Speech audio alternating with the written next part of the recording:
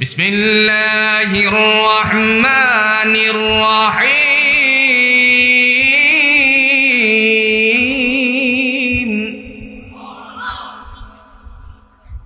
আল্লাযীনা ইউমিনুনা বিল গায়বি ওয়া ইউকিমুনাস সালাতা ওয়া মিম্মা রাযাকনাহুম ইউনফিকুন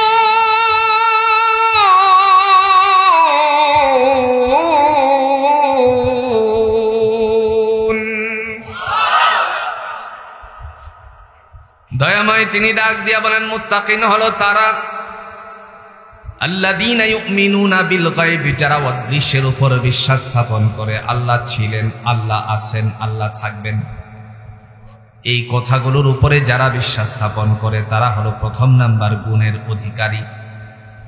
2 নাম্বার ওয়া ইউকিমুনাস সালাহ, যারা নামাজ বাস্তবায়ন করে। 3 নাম্বার ওয়া মিম্মা রাযাকনাহুম ইউনফিকুন, আমি যে তোমাদেরকে রিজিক দান করেছি তার থেকে আমার বান্দারা ব্যয় করে।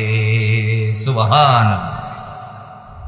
সূরাতুল বাকারা 163 নম্বর আয়াতে আল্লাহ ব্যাখ্যা করেন তিনি যে এক, তার সাথে কোনো সমকক্ষ নাই। এই কথাকে বাস্তবায়ন করার জন্য আল্লাহ রাব্বুল আলামিন আরেকখানা আয়াত দিয়ে তাফসীর করছেন, ওয়া ইলাহুকুম ইলাহু ওয়াহিদ লা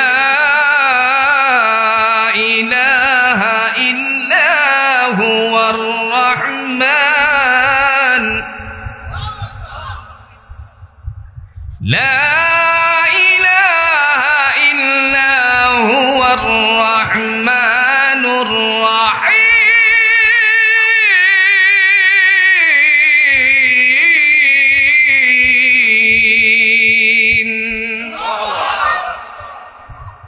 রব্বুল আলামিন তিনি বলেন ওয়া ইলাহুকুম ইলাহু ওয়াহিদ, তোমাদের উপাস্য একমাত্র উপাস্য, লা ইলাহা ইল্লা হুয়া, তিনি ছাড়া আর কোনো উপাসনাকারী নাই। তার মানে পৃথিবীর জমিনে যত সেজদা দেওয়া লাগবে, যত অজুহাত পেশ করা লাগবে, জুড়ে বলুন তো আমরা পেশ করব কার কাছে? তিনি হচ্ছেন ওয়ানলি ওয়ান, লা ইলাহা ইল্লা হুয়া, তিনি ছাড়া আর কোনো উপাসনাকারী নেই। হুয়ার রহমানুর রহিম, তিনি হলেন পরম করুণাময় এবং দয়ালু। যদি ওই পরম করুণাময় দয়ালুর আল্লাহর কথা জমিনে বাস্তবায়ন থাকতো তাহলে আল্লাহর জমিনের অশান্তি দূর করে তিনি দিতেন কি দিতেন না? জাতির মানুষেরা যদি এই জমিনের মধ্যে আল্লাহর বিধানকে বাস্তবায়ন করত, কোরআনের আলোকে সুন্নাহর আলোকে যদি ইসলামটাকে জমিনের বুকে বাস্তবায়ন করত, তাহলে চুর চুরি করতে পারত না, ডাকাত ডাকাতি করতে পারত না, ব্যভিচার করতে পারত না, অন্যায় যত আছে সবগুলো ধূলিসাৎ জুড়ে বলুন করে দিতেন কে? তিনি আরো কোরআনুল হাকিম দিয়া বলেন, বান্দারে আমি যে এক, আমার সাথে কোনো শরীক নাই। পৃথিবীতে আমি আল্লাহ তোমাদের জন্য সদা সর্বদা জাগ্রত থাকি না আল্লাহ ঘুমিয়ে যান? কথা কন না কেন? একটু সময়ের জন্য মনে হয় আল্লাহ ঘুমাই নাকি?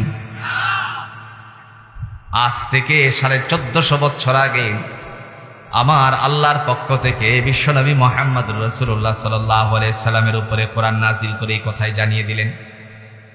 ইতিহাসের পাতায় স্বর্ণাক্ষরে লেখা আছে, বনি ইসরাইলের মাঝে অগণিত নবীদেরকে আল্লাহ পাঠিয়েছিলেন, তন্মধ্যে সবচাইতে সেরা নবী বনি ইসরাইলের, জুড়ে বলুন কে ছিল? মুসা কালিমুল্লাহ। হযরতে মুসা আলাইহিস সালাতু ওয়াস সালাম কথার চলে বলে কৌশলে আল্লাহকে একদিন বলতে শুরু করে দিলেন। আল্লাহকে ডেকে বলেন, আল্লাহ তুমি কি ঘুমাও না নাকি? কি বলছে? কথা কন না, কে ঘুমাও? কারে বলছে? আল্লাহকে বলে দিলেন তুমি ঘুমাও না নাকি? আল্লাহ ডেকে বললেন, মুসা আপনার কি বিশ্বাস হয় না নাকি আমি যে ঘুমাই কিনা? তিনি বললেন, অবশ্যই আমি বিশ্বাস করি। নবীদের ভালোবাসা ছিল আল্লাহর সাথে, কথোপকথন করাটা সেটাও ছিল একটা ইন্টারেস্টিং বিষয়। যত বেশি কথা আল্লাহর সাথে হতো নবীদের অন্তরকরণে তত বেশি তৃপ্ততা লাভ করতেন। সুবহানাল্লাহ। ইব্রাহিম আলাইহিস সালাতু ওয়াস সালাম আল্লাহকে প্রশ্ন করে ফেলেছেন, আল্লাহ এই যে কাকটাকে, এই যে সমুদ্রের বিশাল মাছকে আপনার শকুনেরা খেয়ে ফেলতেছে, আরো আনুষাঙ্গিক প্রাণীরা খাচ্ছে, এইগুলোকে কেমনি আবার মানুষকে কেমনি আবার তুমি জিন্দা করবা? প্রশ্ন কারে করেছে? কথা কন নাকে, কাকে করেছেন? আল্লাহ বলছেন আওয়ালাম তুমিন, তুমি কি বিশ্বাস করো না নাকি? তিনি বলছেন ক্বালু বালা, অবশ্যই বিশ্বাস করি, তবে আমার অন্তরের দৃঢ়তার জন্য একটু দেখতে চাই। সুবহানাল্লাহ বলতেন। মুসা আলাইহিস সালাম এইভাবেই প্রশ্নটা করেছেন। আল্লাহ রাব্বুল আলামিন তিনি ডাক দিয়ে বলেন, কালিমুল্লাহ, আপনার জন্য নির্ধারিত একটি পাহাড় আছে যাকে আমরা সহজ করে চিনি জাবালে তুর বলে, তুর পাহাড় বলে চিনি। আপনি সেখানে যান, যাওয়ার সময় দুটা মশক নিবেন। কয়টা মশক? মশক বোঝেন তো? অতি সহজে বোঝার জন্য বলছি, মনে করেন এটার নাম কি? আরো জোরে। এটা যদি হয় প্লাস্টিকের, তারপরেও নাম কি? একটা থাকবে পানি ভর্তি, আরেকটা থাকবে খালি। দুইটা গ্লাস নিয়ে আপনি পাহাড়ের মধ্যে চলে যান। মুসা আলাইহিস সালাম সেই মশক নিয়ে গেলেন পানি বুঝাই করে, আর একটা খালি করে নিয়ে গেলেন। মতান্তরে আসছে আল্লাহ রাব্বুল আলামিনের পক্ষ থেকে বলা হলো, পানি ভর্তি গ্লাসটা নিয়ে আপনি দাঁড়িয়ে থাকুন। যখন তিনি দাঁড়িয়ে আছেন, একটি পর্যায়ে রাত যখন গভীর হয়, আমরা জানি মানুষের স্বভাবজাত অনুযায়ী তন্দ্রা আস্তে আস্তে করে মানুষকে ঘিরে ফেলে। মাহে রমজান যখন আসে, জুড়ে বলুন তো, তারাবির নামাজের মধ্যে মানুষের ঘুম আসে কি আসে না? লম্বা তালাওয়াত তো, এ সময় মুসল্লি পিছন দিক থেকে একটু এমন করে কি করে না? তবে কিছু চালাক মানুষ আছে মাদ্রাসার, বিশেষ করে ওই যে ছোট বাচ্চারা আছে, এরা পিছন দিকে গিয়ে বসে থাকে। যখনই বুঝে লম্বা একটা টান মারবে, তখনই মনে করে যে রুকুতে চলে যাবে। এবার কথা কন না। وَإِذَا قِيلَ لَهُمْ تَعَالَوْا يَسْتَغْفِرْ لَكُمْ رَسُولُ اللَّهِ لَغْضُوا رُؤُوسَهُمْ وَرَأَيْتَهُمْ يَصُدُّونَ وَهُمْ مُسْتَكْبِرُونَ سَوَاءٌ عَلَيْهِمْ أَسْتَغْفَرْتَ لَهُمْ أَمْ لَمْ تَسْتَغْفِرْ لَهُمْ لَنْ يَغْفِرَ اللَّهُ لَهُمْ إِنَّ اللَّهَ لَا يَهْدِي الْقَوْمَ الظَّالِمِينَ। যেই মাত্র লম্বা টান দিল, সে বুঝতে আর বাকি নাই, এইবার রুকুতে চলে যাবে। বসা ছিল, দাঁড়িয়ে গিয়ে তাকবীরে তাহরিমা বেঁধে রুকুতে চলে যায়।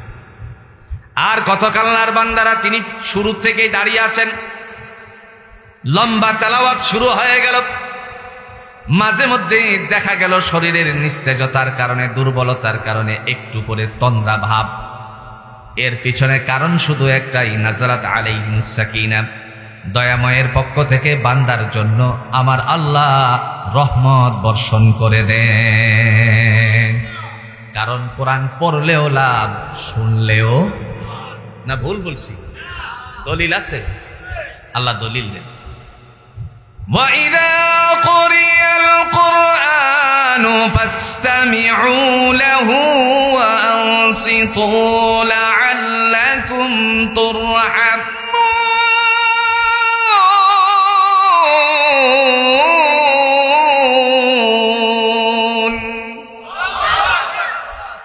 আল্লাহ রাব্বুল আলামিন তিনি বলেন, যখন কোরআন তেলাওয়াত করা হয় মনোযোগ সহকারে শোনো। কেন শুনবা জানো? ফাস্তামিউ লাহু, মনোযোগ দিয়ে শোনো। কেন শুনবা? লাআল্লাকুম তুরহামুন, আমি আল্লাহর পক্ষ থেকে তোমাদের উপরে দয়া দান করে দেওয়া হয়। এরই কারণে একটু মারেনি, কথা কন নাকে, মারেনি, একটু মারে। হযরতে কালিমুল্লাহ তিনি যখন দাঁড়িয়ে আছেন, রাত যখন গভীরতার দিকে পৌঁছতে শুরু করল, একটি পর্যায়ে তন্দ্রা মুসা আলাইহিস সালাতু ওয়াস সালামকে যখন ঘিরে ফেলল, মুহূর্তের মধ্যে আল্লাহর বান্দা সামনের দিকে ঝুঁকে গেলেন, আবার সজাগ হয়ে গেলেন। বলতে লাগলেন, আল্লাহ তোমারে দেখতে আসলাম, ঘুমাও কিনা? এর আগেই তো আমি ঘুমিয়ে যাচ্ছি, তাইলে কেমনে দেখব? সুবহানাল্লাহ বলতেন না? মুহূর্তের মধ্যে আবার যেন বান্দা সজাগ হয়ে গেল। আবার দেখা গেল বড় চোখে তাকিয়ে আছে। একটি পর্যায়ে তন্দ্রা এত বেশি করে ঘিরে ফেলছে, যার কারণে হাতটা আস্তে করে নিস্তেজ হয়ে গিয়ে হাত থেকে পানির মশকটা পড়ে গেল। যেই মাত্র পানিটা পড়ে গেল, আল্লাহর সাথে সাথে ডাক দিয়া বলেন, বান্দারে তুমি আমাকে দেখতে এসেছিলে, ও কালিমুল্লাহ আমি ঘুমাই কিনা? আমি যদি ঘুমাতাম তাহলে এই যে অল্প সময়ে ঘুমানোর কারণে হাত থেকে পানি ফসকে গেছে, আমি আল্লাহ ঘুমালে পরে গোটা পৃথিবী জায়গায় থাকতো নাকি? আল্লাহু লা ইলাহা ইল্লা হুয়াল হাইয়ুল কাইয়্যুম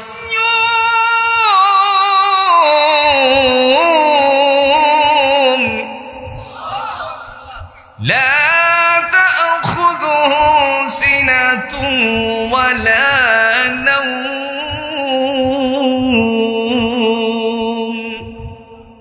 দয়াময় তিনি ডাক দিয়া বলেন, আমি হলাম এমন সত্তা যার সাথে কোনো অংশীদারিত্ব নাই। আল হাইয়ুল কাইয়্যুম, আমি চিরঞ্জীব চিরস্থায়ী ছিলাম, আছি এবং থাকবো। আল্লাযীনা ইউমিনুনা বিল গায়ব, যারা অদৃশ্যের উপর বিশ্বাস স্থাপন করেন, আল্লাহ ছিলেন এবং আছেন, থাকবেন, এই কথার উপরে বিশ্বাস করেনওয়ালাদেরকে নাম দিয়েছেন ঈমানদার, মুমিন, মুত্তাকিন। জোরে কোন সুবহানাল্লাহ। মুত্তাকিনের প্রথম নাম্বার গুণ সেটি হচ্ছে এক আল্লাহর উপর বিশ্বাস স্থাপন করতে হবে। পৃথিবীতে কোনো তন্ত্র মন্ত্রের উপরে বিশ্বাস স্থাপন করা যাবে? কথা কন নাকে যাবে? আল্লাহ ছাড়া ভিন্ন কোনো মতাদর্শ গ্রহণ করা যাবে না। দুনিয়ার জমিনে আল্লাহ ছাড়া ভিন্ন কোনো মতাদর্শ যারা গ্রহণ করে, রবের কাছে সেটা কখনোই অ্যাকসেপ্টেবল নয়। সেজন্য দলিল পেশ করে আল্লাহ রাব্বুল আলামিন ঘোষণা দিয়েছেন, وَمَن يَبْتَغِ غَيْرَ الْإِسْلَامِ دِينًا فَلَن يُقْبَلَ مِنْهُ وَهُوَ فِي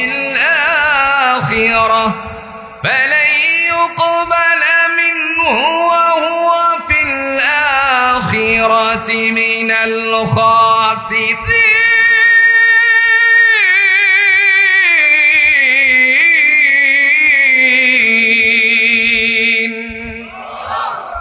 কার কথা?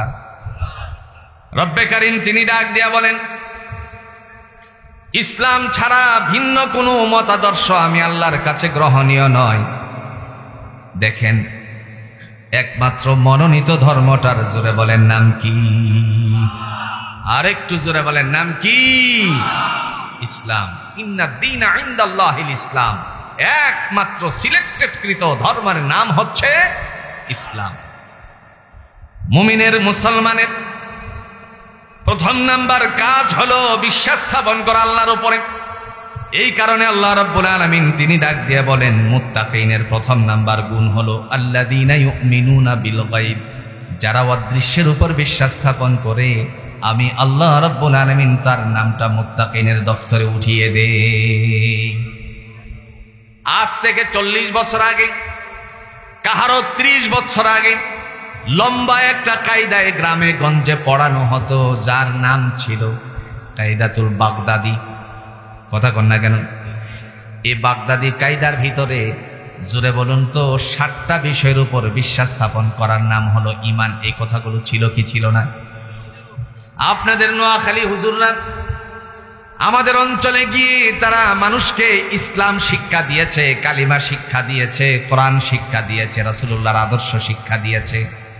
এই জন্য ভাইয়েরা আমার, এই অবস্থার মধ্যে সেখানে পড়ানো হয়েছিল আমানতু বিল্লাহি ওয়া মালাইকাতিহি ওয়া কুতুবিহি ওয়া রাসূলিহি ওয়াল ইয়াউমিল আখির ওয়াল কদরি খাইরিহি ওয়া শাররিহি মিনাল্লাহি তাআলা ওয়াল বা'সি বা'দাল মাউত। জোরে বলেন, পড়ানো হয়েছে কি হয়েছে না? এবার যদি আপনাদের কাছে আমি প্রশ্ন করি, আপনারা যে পড়লেন আমানতু বিল্লাহ, আল্লাহ তোমার উপর বিশ্বাস স্থাপন করলাম, আল্লাহকে কখনো দেখেছেন? কথা কন নাকে? না দেখে বিশ্বাস স্থাপন করাটার নাম হলো ঈমান। ওয়া মালাইকাতি, ফেরেশতাগণের উপর বিশ্বাস স্থাপন করলাম। আজ পর্যন্ত এখানে বলুন তো, আমরা কি কেউ ফেরেশতারে দেখছি নাকি? দেখিনি। ওয়া কুতুবিহি, আসমানি গ্রন্থ সমূহের উপরে বিশ্বাস স্থাপন করলাম, ইভেন কোরআনের উপরে। কোরআন আমাদের চোখের সামনে আছে, কিন্তু কোরআন কোত্থেকে এসেছে এই বাড়িটা আমরা দেখেছি নাকি? কোরআনের বাড়ি আছে না? কথা কোন নাকি আছে কিনা? আল্লাহ বলেন বাল হুয়া কুরআনুম মাজিদ ফি লাউহিম মাহফুজ। এটা এমন একটি কিতাব যা সংরক্ষিত ছিল লৌহে মাহফুজের মধ্যে। তাইলে কোরআনের বাড়ি আছে কিনা বলেন তো? কিন্তু বাড়িটা কেউ দেখছি আমরা? দেখিনি। এরপরেও বিশ্বাস স্থাপন করেছি ওয়া রাসূলিহি, সমস্ত রাসূলদের উপর বিশ্বাস স্থাপন করলাম, ইভেন মুহাম্মদ সাল্লাল্লাহু আলাইহি সাল্লামের উপর বিশ্বাস স্থাপন করলাম। নবী মুহাম্মদ সাল্লাল্লাহু আলাইহি সাল্লামকে আমরা এখানে কেউ সশরীরে দেখছি নাকি? তবে হ্যাঁ, স্বপ্নে যুগে যদি কাহারও সামনে রাসূলুল্লাহ সাল্লাল্লাহু আলাইহি সাল্লাম হাজির হয়ে যায়, বন্ধু, তার জন্য আল্লাহর রহমতের দরওয়াজা জীবনের জন্য খুলে যায়। ওয়াল ইয়াউমিল আখির, কিয়ামত দিবসের উপর বিশ্বাস স্থাপন করা। কিয়ামত দেখছি, কখন হবে বলেন তো? কথা কন না কে? কিয়ামত কখন হবে জানা আছে? তবে একটা কিয়ামতের কথা আপনারা শুনে যান। কোরআনে একখানা সূরা আছে যার নাম হলো সূরাতুল কিয়ামত। আল্লাহ রাব্বুল আলামিন তিনি ডাক দিয়ে বলছেন ইয়াসআলু আইয়ানা ইয়াউমুল কিয়ামা, কিয়ামত কখন হবে নবীকে প্রশ্ন করেছে লোকেরা। নবী আমার, আপনি মানুষকে জানিয়ে দেন ফাইদা বারিকাল বাসার, চক্ষু যার জন্য যেদিন অস্তমিত হয়ে যাবে তার জন্য সেদিনই কিয়ামত হয়ে যাবে। এই কিয়ামতটার কথা তো আমাদের সকলের সামনে জানা আছে, ঠিক না? কোন এজন্য আল্লাহ রাব্বুল আলামিন দুনিয়ার জমিনে মুত্তাকিনের কথা বলতে গিয়ে ডাক দিয়ে বললেন, প্রথম নাম্বার মুত্তাকিনের গুণ হলো বিশ্বাস স্থাপন করতে হবে। জোরে বলেন কার উপরে? আল্লাহর উপরে। যদি আল্লাহর উপরে বিশ্বাস স্থাপন করে, এখন আপনারা বললেন কিয়ামত কখন হবে জানি না, কিয়ামত নির্ধারিত হবে না হবে না? দলিল আছে। সূরাতুন নাবা 30 পারার সন্নিবেশিত কোরআনের শেষ পারার প্রথম নাম্বার সূরাটার নাম হলো সূরাতুন নাবা আম্মা ইয়াতাসাআলুন। আসেনি?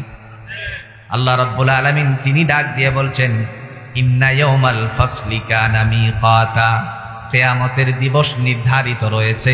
তার মানে স্পষ্ট হয়ে গেল কিয়ামত আল্লাহর পক্ষ থেকে নির্ধারিত। কথা কন্যাকে হবে কি হবে না? প্রিয় ভাইয়েরা আমার, সেদিন অবস্থাটা কি হবে? আল্লাহ পাক কোরআনুল হাকিমের মাধ্যমে ঘোষণা দেন, মানুষ যারা কবরের মধ্যে আছে, একটা সিংহা ফুৎকার দেওয়া হলে সাথে সাথে কবরগুলো উন্মোচিত হয়ে যাবে। উন্মোচিত হওয়ার পরে কবর থেকে মানুষেরা উঠবে। উঠে অনেকেই ডাক দিয়ে বলবে, দুর্ভোগকে আমাদেরকে নিদ্রা থেকে জাগালো। এই সময় তারা বলবে, ওহ, মহান আল্লাহ পাক তো আমাদের সাথে দুনিয়াতে এই অঙ্গীকারটাই করেছিলেন। সুবহানাল্লাহ। দলিল আছে এই কথা? কথা কন না কে? দলিল আছে। সূরা ইয়াসিন আল্লাহ দলিল পেশ করেন। মানুফিখা ফিস সূরি ফাইদা হুম মিনাল আজদাসি ইলা রাব্বিহিম ইয়ানসিলুন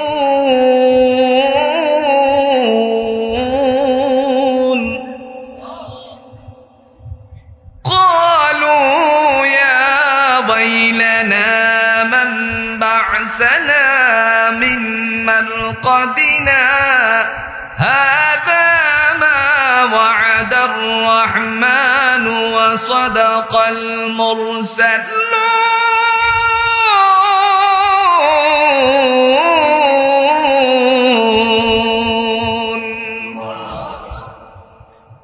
দয়াময় তিনি ডাক দিয়া বলেন, যখন সিংহা ফুৎকার দেওয়া হবে, কবরগুলো উন্মোচিত করা হবে, লোকেরা তার থেকে বেরিয়ে আসবে, ডেকে বলবে, আক্ষেপ, দুর্ভোগ, কে আমাদেরকে নিদ্রা থেকে জাগালো।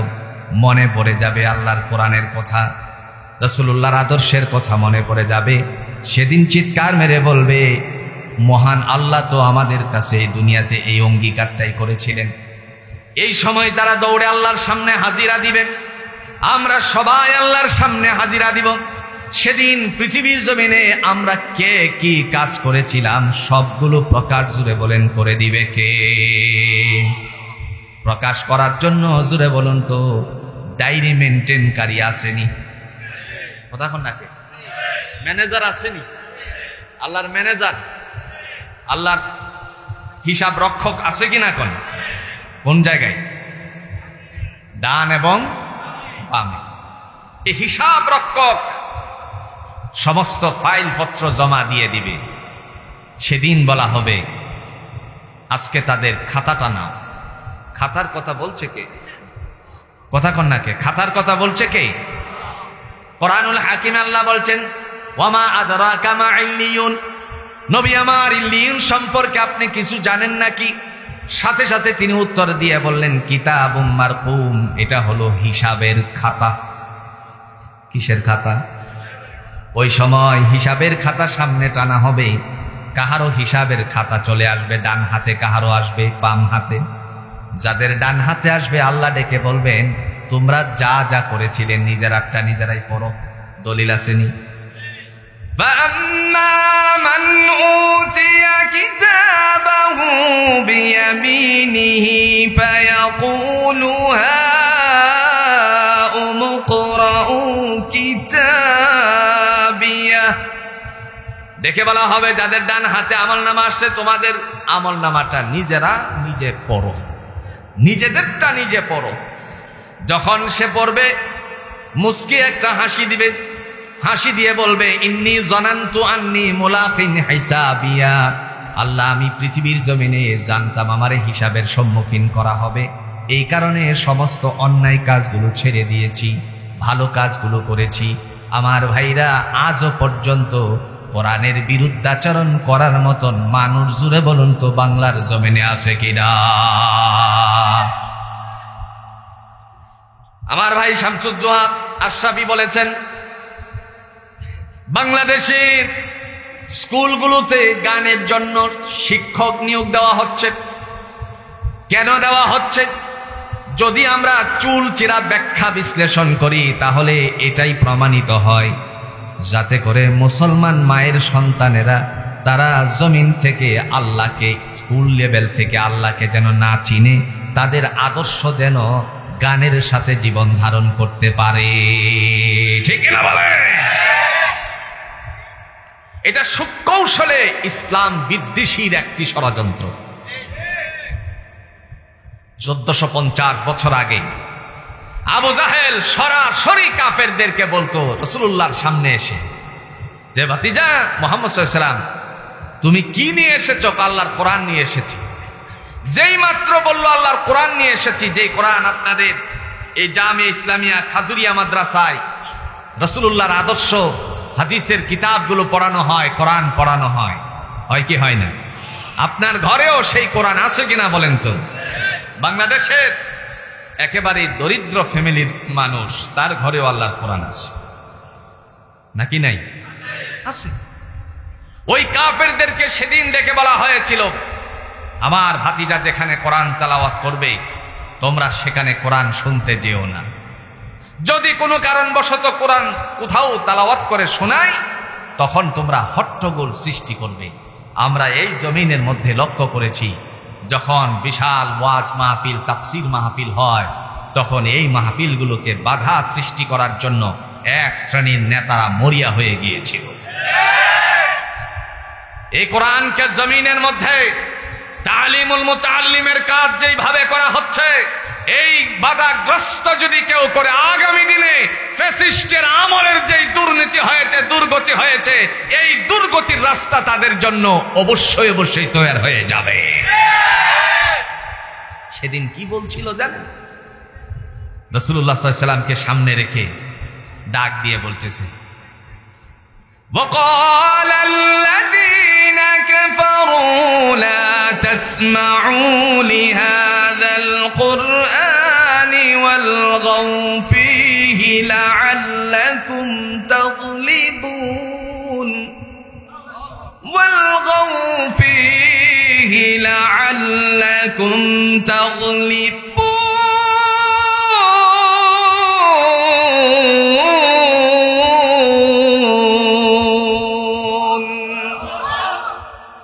জাহেলের লোকেরা বলল, লা তাসমাউ লিহাদাল কুরআন, তোমরা আমার ভাতিজার কোরআনকে শ্রবণ করিও না। যদি কোনো কারণবশত কোরআন কোথাও শুনিয়ে ফেলে, ওয়ালগাউ ফীহি লাআল্লাকুম তাগলিবুন, সেখানে তোমরা হট্টগোল সৃষ্টি করবে যাতে করে মানুষের অন্তরকরণে কোরআন না ঢুকে। আল্লাহ বলেন, কোরআন অন্তরকরণে ঢুকবে না, যতই বাধাগ্রস্ততা তোমরা করো না কেন, আমি আল্লাহ সুকৌশলে আমি আমার বান্দার সিনার ভিতরে ঢুকিয়ে দেব। আর একটু আস্তে কোন সুবহানাল্লাহ। আপনারা কি শুনেছেন 8 বছরের একজন সন্তান, 8 বছর বয়স, কত 10 বছরের ছেলে, 10 বছরের মেয়ে, 12 বছরের ছেলে, 11 বছরের মেয়ে কোরআনের হাফেজ হয়েছে, শুনেছেন? কথা কন না, কে শুনেছেন? আজকেও দেওয়া হয়েছে। 10 বছরের একটা ছেলে, 12 বছরের একজন ছেলে। আমি হলফ করে বলতে পারি, আপনাদের এই সেনবাগের যতগুলো স্কুল আছে, প্রাইমারি বলেন, হাই স্কুল বলেন, একজন স্যারকে যদি জিজ্ঞেস করি, স্যার কত বছর যাবত আপনি এই বাংলা সাবজেক্টটা পড়াচ্ছেন? স্যার যদি বলে আমি 10 বছর যাবত পড়াই।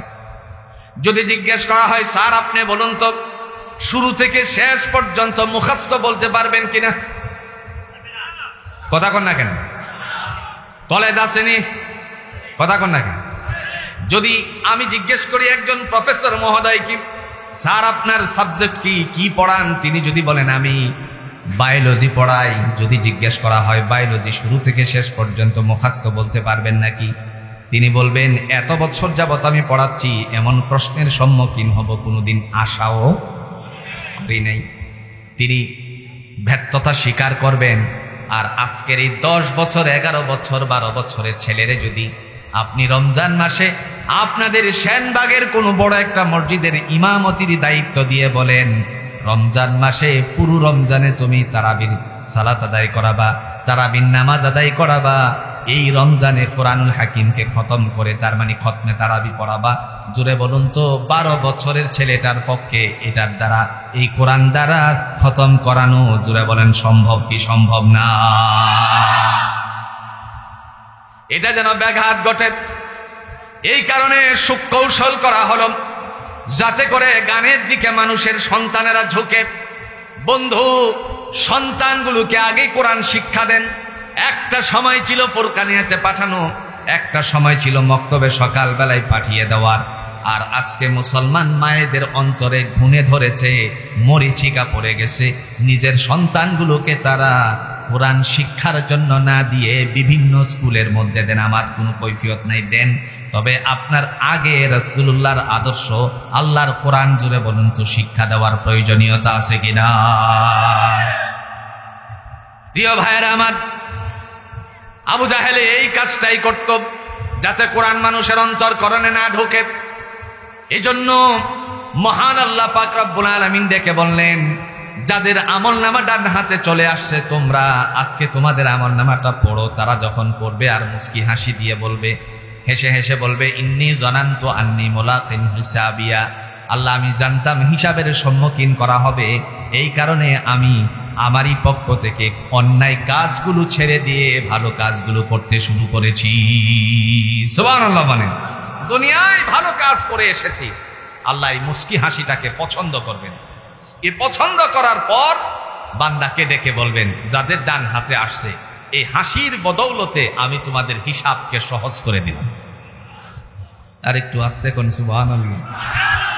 فَأَمَّا مَنْ أُوتِيَ كِتَابَهُ بِيَمِينِهِ فَسَوْفَ يُحَاسَبُ حِسَابًا يَسِيرًا।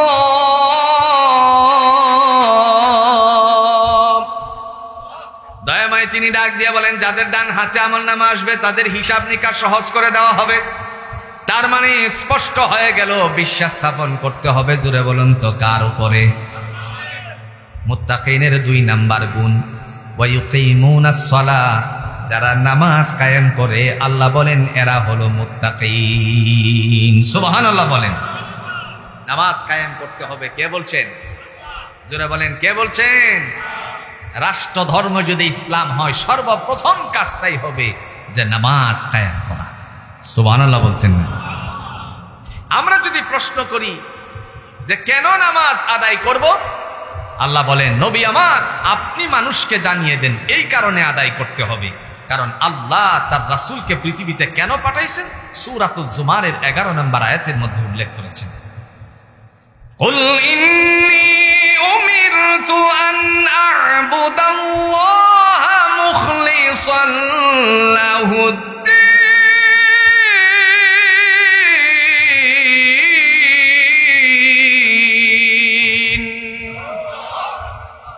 কুল, ও নবী আপনি বলুন, ইন্নী উমিরতু আমি আদিষ্ঠিত হয়েছি, আন আ'বুদাল্লাহা মুখলিসান লাহুদ্দীন নিষ্ঠার সাথে কেবল আল্লাহর গোলামি করার জন্য। অথচ কোরআন বলছে ইন্নাস সালাতা তানহা আনিল ফাহশাই ওয়াল মুনকার, নিশ্চয়ই নামাজ গর্হিত কাজ থেকে মানুষকে দূরে সরিয়ে দেয়। এখন আপনারা বলুন তো, নামাজি নামাজও পড়ে, আবার সেই নামাজি ঘুষও খায় কি খায় না? কথা কন না কেন? বিশ্বাস না হয় যদি আপনি বাইতুল মুকাররমে যান, বাইতুল মুকাররমে যাওয়ার পর আপনি চলে যাবেন 12টায় চলে যাওয়ার পর দেখবেন এক শ্রেণীর বড় অফিসারেরা একটা সুযোগ খুঁজে যখন আজান হয় তখন নামাজের সুরত ধরে মসজিদে এসে বারান্দায় বসে বসে ঘুষের বাণিজ্য করে। আমার কথা আপনাদের বিশ্বাস হয় না? আপনি ওখানে গিয়ে দেখবেন এত অন্যায়কারী আবার গিয়ে করে কোন জায়গায়? কারণ এখানে কেউ কাহারও পিছনে লেগে থাকে না, গল্প করে এত টাকা লাগবে, এত টাকা লাগবে। নামাজি নামাজ পড়ে আবার সে পরের জমিনের আইল কাটে, এরকম নামাজি নাই? আপনাদের এলাকায় না থাকতে পারে আইল কাটা। নামাজি নামাজ পড়ে আবার দেখা গেল সে নিজের গরুটারে মোটা তাজা করার জন্য অপরের জমিনের ধান কেটে কোরবানি ঈদের আগে নিজের গরুরে খাওয়ান দেয়। নাই মনে হয় এরকম? তার মানে কি নামাজের দোষ? কথা কোন নাকি নামাজের দোষ? না, নামাজের ত্রুটি নয়, নামাজের দোষ নয়, এটা হচ্ছে ব্যক্তির দোষ। কারণ সে যেইভাবে রাসূলুল্লাহর কথা অনুযায়ী নামাজ আদায় করার কথা ছিল সেইভাবে নামাজ আদায় করতে পারে না। আমরা নামাজে গিয়ে হাত উত্তোলন করি, তাকবীরে তাহরিমা বাঁধি, সব কিছু ঠিক আছে, কিন্তু আবার মস্তিষ্কটারে ঘুরাইতে ঘুরাইতে কোন জায়গায় আমি কাকে বাকি দিয়েছিলাম সারাদিন মনে না পড়লে, মনে করেন 1টা পর্যন্ত, দুপুর 1টা পর্যন্ত মনে পড়ে নাই তার কার নামটা যেন কারে যেন বাকি দিছি, খাতার মধ্যে উল্লেখ করতে হবে নামটা। যেই মাত্র জোহরের নামাজে গেল সাথে সাথে তার নাম মনে হয়ে গেল। কথা কোন না কেন? এমন আছে কিনা? কোন যত কথা আছে সব নামাজের ভিতরে হিসাব করে। আমার ভাইরা, আল্লাহ রাব্বুল আলামিন তিনি বলছেন এই জন্য তুমি আমার বিধান আদায় করবা, আমার রাসূলকে আমি আদেশ করেছি। রাসূল বলতেছেন ইন্নী উমিরতু আন আ'বুদাল্লাহা মুখলিসান লাহুদ্দীন, নিষ্ঠার সাথে আল্লাহর গোলামি করার জন্য পৃথিবীতে এসেছি। সুতরাং যারা আল্লাহর গোলাম তারা সব সময় নিষ্ঠার সাথে গোলামি করে কার? যদি আপনি মুমিনের গুণাবলীগুলো লক্ষ্য করেন, সূরাতুল মুমিনুন নামে যে সূরাটা আছে প্রথম নাম্বার অংশের মধ্যে আল্লাহ ঘোষণা দিয়েছেন কদ আফলাহাল মুমিনুন, মুমিনেরাই হলো সফলতা অর্জনকারী। আল্লাযীনা হুম ফী সালাতিহিম খাশিউন, যারা বিনয়ের সহিত, জোরে বলুন, নামাজ আদায় করে কার জন্য? আমরা ঘোষণা দিব 4টা। কয়টা? জোরে বলেন কয়টা? ইন্না সালাতি ওয়া নুসুকি ওয়া মাহইয়ায়া ওয়া মামাতি লিল্লাহি রাব্বিল আলামিন। বান্দা ঘোষণা দিবে আমার নামাজ, ওয়া নুসুকি আমার কুরবানি, ওয়া মাহইয়ায়া আমার জীবন, ওয়া মামাতি আমার মরণ, লিল্লাহি রাব্বিল আলামিন পরাক্রমশালী, জোরে বলুন কার জন্য? আল্লাহ বলেন আরো নামাজ কেন পড়বা শোনো। এই যে আজকে আপনারা বসেছেন, এই বসার জায়গাটা জোরে বলেন কি? জোরে বলেন জমিন। এই জমিনকে আল্লাহ আপনি আমার জন্য বিছনা বানায় দিয়েছেন। আর একটু আস্তে কোন সুবহান। জমিন আমাদের জন্য বিছানা বানিয়েছেন। আল্লাহ কোরআন দিয়ে বলছেন আল্লাযী জাআলা লাকুমুল আরদা ফিরাশান ওয়াস সামাআ বিনাআ أنزل من السماء ماء فأخرج به من الثمرات رزقا لكم فلا تجعلوا لله أندادا وأنتم تعلمون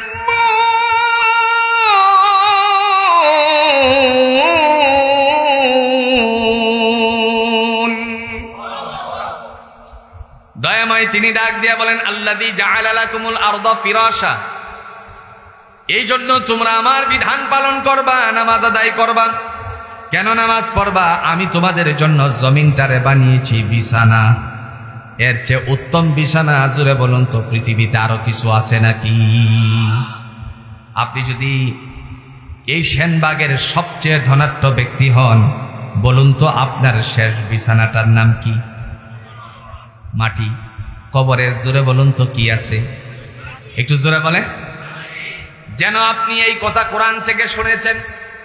আল্লাহ বলেছেন মিনহা খালাকনাকুম ওয়া ফিহা নুঈদুকুম ওয়া মিনহা নুখরিজুকুম তারাতান উখরা। আল্লাহ বলেন তোমাকে এই মাটি থেকে সৃষ্টি করা হয়েছে, আবার এই মাটিতেই রাখা হলো, এই মাটির থেকে উত্তোলন করা হবে। পৃথিবীতে কে কি করেছিলাম সবকিছু হিসাব নিকাশ বুঝে নেওয়ার জন্য। কথা বলেন ঠিক কিনা? এজন্য ভাইয়েরা আমার, সালাত আদায় করতে হবে, নামাজ পড়তে হবে। এরপরে আল্লাহ বলেন ওয়াসসামাআ বিনাআ, আকাশটা তোমার জন্য ছাদ বানালাম। এই আকাশ, যে আকাশকে আল্লাহ ছাদ বানালেন, কোনো ত্রুটি আছে নাকি? কথা কন্যাকে আছে নাকি? এশার নামাজের পরে আপনাদের এখানে বৃষ্টি হয়েছে, ওই ভিজা খেরের মধ্যে আপনারা বসেছেন, আবার দেখা গেল এখান থেকে 6 কিলোমিটার দূরে 1 ফোঁটা বৃষ্টিও নাই। কথা কন্যা কেন? মহান আল্লাহ রাব্বুল আলামিন বলেন আকাশের ঝর্ণাটা আমি যেই দিকে ঘুরিয়ে দিয়েছি, মুখটারে যেই দিকে দিয়েছি সেই দিকেই বৃষ্টি হয়েছে। এই জন্য আল্লাহ বলেন যারা নামাজ আদায় করবে তারা হলো মুত্তাকিনের 2 নাম্বার গুণ অর্জন করলো। 3 নাম্বার ওয়ামিম্মা রাযাকনাহুম ইউনফিকুন, আমি সংক্ষিপ্ত করছি। ওয়ামিম্মা রাযাকনাহুম ইউনফিকুন, আল্লাহ বলেন আমি তোমাদেরকে যা রিজিক দিছি তার থেকে আমার রাহে, আমার জন্য ব্যয় করো। এখন প্রশ্ন হলো, আল্লাহ বলছেন আমার জন্য ব্যয় করো, আল্লাহ কি এগুলো নিয়ে বাড়ি বানাবে নাকি? কথা কন না কেন? তো আল্লাহ যে বললেন আমার জন্য ব্যয় করতে, এর মানে কি?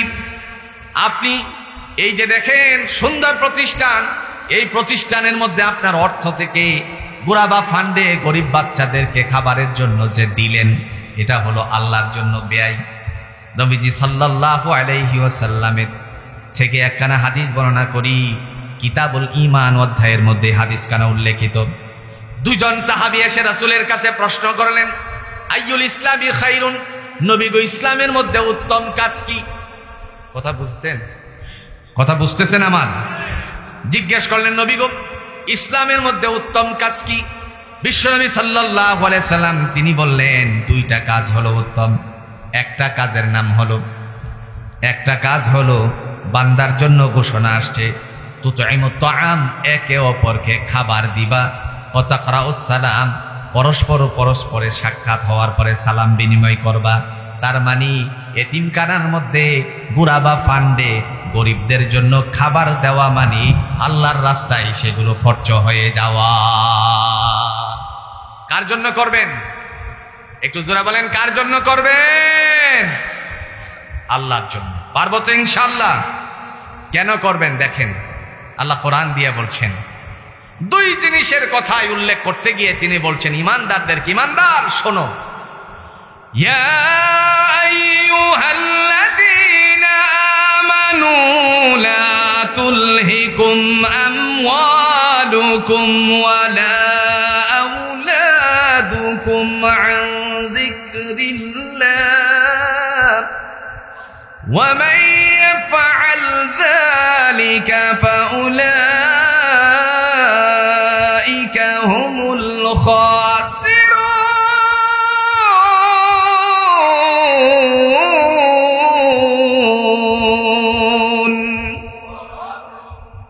দয়াময় তিনি ডাক দিয়ে বলেন হে বিশ্বাসশীলেরা, ইমানদারেরা, লা তুলহিকুম, তোমাদেরকে যেন ধ্বংস না করে দেয়, আমওয়ালুকুম, সম্পত্তি। কি, একটু জোরে বলেন, কি? সম্পদ তোমাদেরকে যেন ধ্বংস না করে দেয়। তার মানে তো বুঝলাম না, সম্পত্তি আবার মানুষকে ধ্বংস করে কেমনে? একটু সহজ করে বুঝালে বুঝবেন। আপনার পয়সা কুড়ি আছে, অনেক টাকার আপনি মালিক, আপনার পরিবারের লোকদেরকে নিয়ে অথবা গ্রামে গঞ্জে ছেলেরা এসে ধরলো যে এই বছর আপনি একটা আমাদের গ্রামের ছেলেদের খোরাক দিতে হবে। কি খোরাক? ব্যান্ড পার্টি দিতে হবে। এরকম ছেলেরা ব্যান্ড পার্টি, জুড়ে বলুন তো, বাংলার জমিনে দেয় কি দেয় না?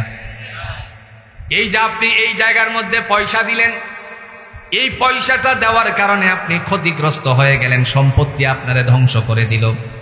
এরপরে আসেন মাজারের মধ্যে, ভণ্ডামির জায়গার মধ্যে, জুড়ে বলুন তো, দোকানদারের সান্দাগুলি নেয় কি নেয় না? নেয়নি।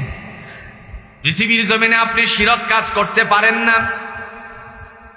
আপনি যাই করেন আর না করেন, অল্প আমল করেন, বেশি আমল করতে পারলেন না, আল্লাহ আপনার কাছ থেকে এই অল্প আমলের হিসাবটাই সহজ করে দিবেন।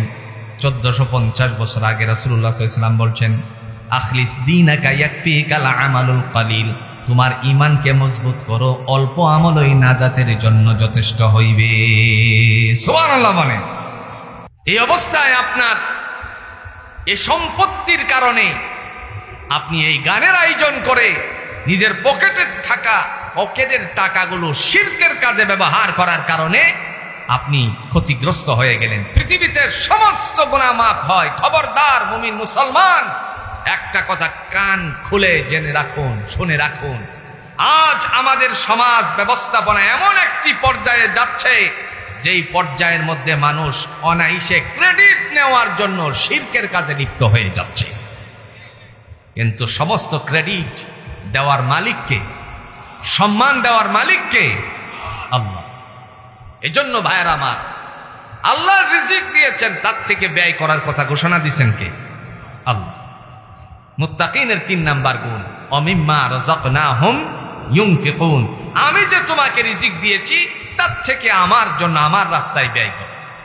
এই জন্য আল্লাহ রাব্বুল আলামিন বলছেন, মালের মালিক শোনো, ইয়া আইয়ুহাল্লাযীনা আমানু, হে বিশ্বাসীরা, লা তুলহিকুম, তোমাদেরকে যেন ধ্বংস না করে দেয়, আমওয়ালুকুম, সম্পত্তি, ওয়ালা আওলাদুকুম আন যিকরিল্লাহ, এবং সন্তানাদি আমার স্মরণ থেকে, ওয়া মান ইয়াফআল যালিকা ফাউলাইকা হুমুল খাসিরুন, যারা এই কাজগুলো করে সম্পত্তি আর সন্তানাদির কারণে আমি রবের স্মরণ থেকে দূরে সরে যাই, এরাই হলো ক্ষতিগ্রস্ত। এই জন্য আল্লাহ আমাদের সবাইকে ক্ষতিগ্রস্তের তালিকা থেকে মুক্ত করুক। সকলে বলুন আমিন। ইসলাম আছে যেখানে শান্তি আছে, আরো জোরে বলেন শান্তি সেখানে আছে কিনা? রাসূলুল্লাহর সুন্নাহ আছে যেখানে, শান্তি সেখানে আছে কিনা? যেই জায়গায় কোরআন সুন্নাহর আলো হয় সেই জায়গায় আলোকিত হয়ে যায়। আর যদি কোরআন সুন্নাহ দ্বারা সংসদটাকে চালানো যেত, তাহলে গোটা বাংলার মানুষেরা আল্লাহওয়ালা হয়ে যেত। কোরআন সুন্নাহর আলোকে যদি সংসদ চালানো যেত, তাইলে চুর চুরি করতে পারত? কথা কন্যাকে পারত? চুর চুরি করতে পারত না, ডাকাত ডাকাতি করতে পারত না, চিন্তাইকারী চিন্তাই করতে পারত না, রাহাজারি করনেওয়ালা রাহাজারি করতে পারত না, জিনা ব্যভিচার করনেওয়ালা জিনা ব্যভিচার করতে পারত না। হালাল বিবাহকে বাদ দিয়ে রেসর্ট গঠন করে পরক্রিয়া করার জন্য 2 সন্তানের জননী, 1 সন্তানের বাবা আজ সমাজকে কলঙ্কিত করার উদ্দেশ্যে তারা উড়াল দিয়েছে। সন্তানগুলো ফেলে দিয়ে এই সমস্ত কাজ করতে পারত না। যদি বাইতুল মুকাররমের সামনে মনে করেন ব্যভিচারের শাস্তি হিসাবে তাকে বেত্রাঘাত করা হতো কোরআনের দৃষ্টিভঙ্গি দিয়ে, আগামীকালকে একজনের বেত্রাঘাত করা হবে, এই কথা যদি রাজ্যের সকল মিডিয়াতে ছড়িয়ে দেওয়া হতো, সোশ্যাল মিডিয়া সহ এবং সরকারি চ্যানেল সহ, বেসরকারি যেই সমস্ত চ্যানেলগুলো আছে সমস্ত চ্যানেল সহ, যমুনা টেলিভিশনের মতো নাকি একটা টেলিভিশন আমরা এই বছর 2024-এর 5 আগস্টের যেই অবস্থান এই অবস্থানে একটা টেলিভিশনকে সত্য উদ্ঘাটন করে জাতির সামনে সম্প্রচারের কথাগুলো পেয়েছিলাম, যেটা ছিল যমুনা টেলিভিশন। কথা কন না কেন? আবার সেই আপা আসতেছে। কথা কন, আপা আসতেছে না? উনি তো বলছেন চট করে ঢুকে যান। কি করে ঢুকবে? আমরা বলি আসেন, মোস্ট ওয়েলকাম, সুস্বাগত জানানোর জন্য এদেশের মানুষেরা, এদেশের ছাত্র জনতা, এদেশের জনতা, এদেশের গণঅভ্যুত্থানে যারা জীবন বাজি দিয়ে এই দেশটাকে একটি দাসত্ব মুক্ত করার লক্ষ্যে সামনের দিকে আগামী বাংলা, সোনার বাংলা গড়ার লক্ষ্যে অগ্রসর হচ্ছে, এরা আবার আপনাকে চট করে ঢুকানোর জন্য ব্যবস্থাও করবে। কথা কন না কেন? একজনে আপা আপা করতে করতে মোবাইল গরম করে ফেলতেছে। এজন্য ভাইয়ের আমার, কোরআনের লানত তাদের উপরে পড়েছে। এ বাংলার জমিনে আলেমদেরকে নির্বিচারে গুলি করেছে শাপলা চত্বরে। এই সময়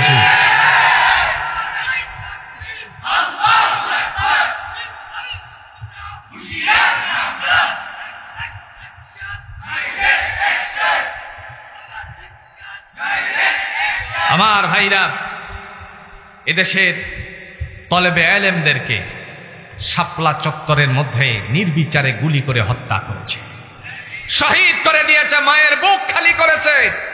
আজ এর বিচার বাংলার জমিনে যতক্ষণ না পর্যন্ত করা হবে, ততক্ষণ না পর্যন্ত বাংলার জমিনে নির্বাচনের কোনো প্রয়োজনীয়তা আমরা মনে করি না।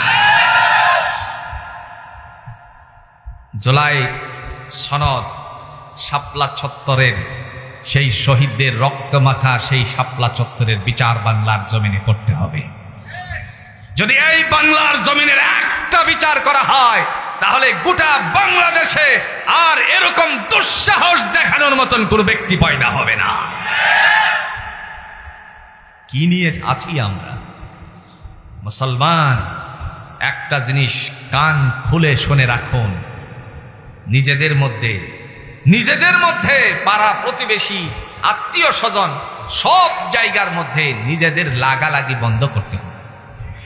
নিজেদের লাগালাগি যতক্ষণ না পর্যন্ত বন্ধ না করা হবে, ততক্ষণ না পর্যন্ত এই জমিনের মধ্যে আমরা আল্লাহর যেই সমস্ত বিধানাবলীর বার্তা, সেই বার্তার হাওয়া বওয়ানো সম্ভব হবে। আসুন আমরা এই কোরআনের আলোকে জীবন গড়ি, রাসূলুল্লাহর আদর্শের আলোকে জীবন গড়ি।